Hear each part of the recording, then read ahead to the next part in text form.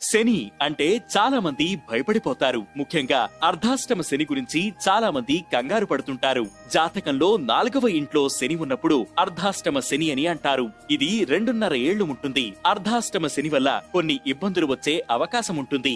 అర్ధాష్టమ శని ఉన్నప్పుడు తొందరపాటు ఎక్కువగా ఉంటుంది.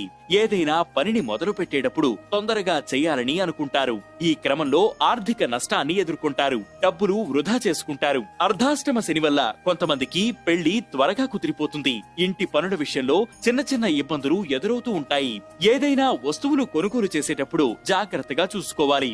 ఒక్కోసారి పని చేయనివి లేదా డ్యామేజ్ అయినవి వచ్చే అవకాశం ఉంటుంది.